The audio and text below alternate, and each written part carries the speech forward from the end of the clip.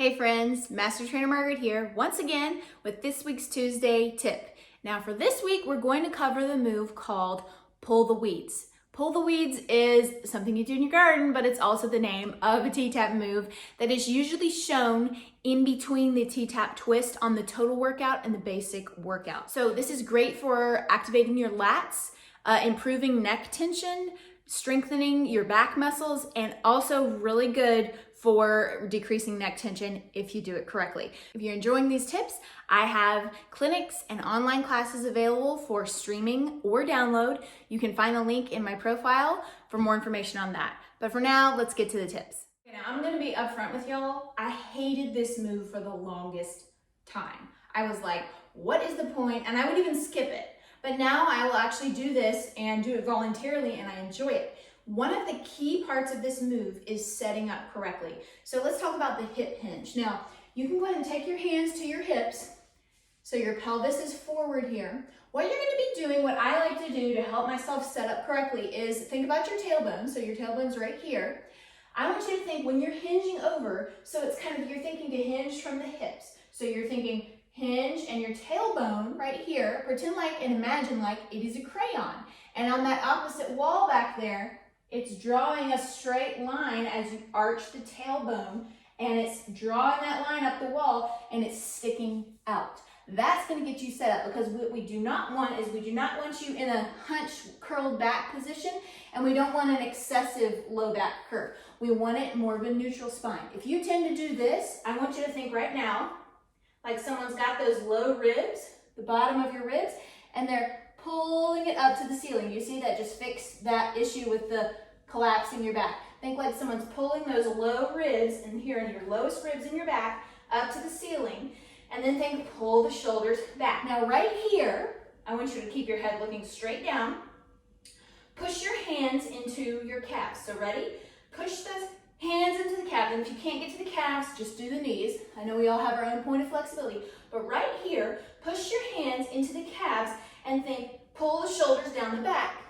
Say hello to your lats. Right there, you should feel your lats, and release. So press hands into the knees or the calves.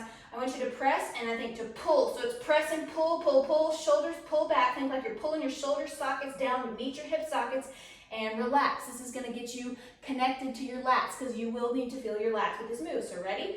Push and pull the shoulders back to really feel the lats. The lats are going to be right around here. If you're feeling tension right there, that's good. Okay, now roll it back up. So that is a little warm up I want you to do. You can try to do that every time just to help you get connected with your lats. Okay, so now you are hinged over. You're connected to your lats because you're pressing there to feel pulling the shoulders back. The next part is adding the arms. Now, you can either use a donut hand, so pulling the fingers to the thumb and pinching them, or you can pull back the knuckles and stretch the thumb. I like to try both. You can just try both. Let's try it with bear claw first.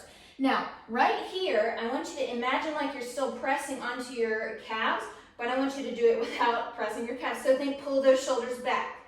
Now, in order to feel your lats, you're going to need to be level. See how I was drifting lower? You want to be level, and you want to think again, these bottom ribs that are right here, like someone has a hook on them and they're pulling them up to the ceiling just an inch. That's going to really help you feel it more in your lats. So ready? Pull the shoulders back. So it's pull the shoulders back. Now do a little rest here, because I know that's a lot on your back. This is actually a really good back stretch. Just look down at the ground, take a breath, and exhale. And then bring it back up. Because you really have to take breaks in this, because you're in a, forward position folding over. So you're really, to feel those lats, you have to not arch too much or round your back. It's that sweet spot in between.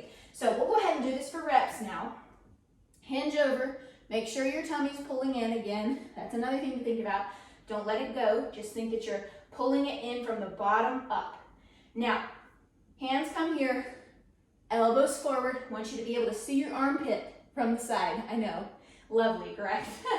Okay, so you're gonna be hunching. So you're thinking hunching, it's like you're hunching shoulders up to ears. And then I want you to think to tighten those lats and pull the shoulders back and down as you pull down to the ground. See how I tilted forward there? So it's hunch and pull those lats and tighten. Hunch. Don't let the back arch too much. Hunch and punch. This is really hard. Now relax it down.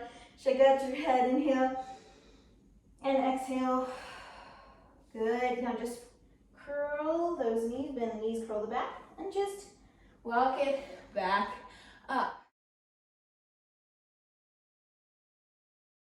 Over from the hips. Flat back as much as you can. I like to have a slight bend in my knees. You're gonna have your hands here. You're gonna have your hands forward, so they're coming forward in front of your ears. Now you can do bear claws hands, I'll go over that in a minute, or pinch. I'm gonna do bear claw. It'll just change it up slightly. So you're gonna think to hunch, and then you're gonna punch. Hunch and punch. Hunch and punch. Hunch and punch. Hunch and punch. That is your move. I hope you guys enjoy this tutorial. Thanks so much for watching. If you're watching on YouTube, make sure you subscribe. I have new videos every Tuesday. I also have new videos every single Tuesday on Instagram and Facebook. So thanks again for watching. Feel free to comment below. I'd love to hear your thoughts. See you guys next time.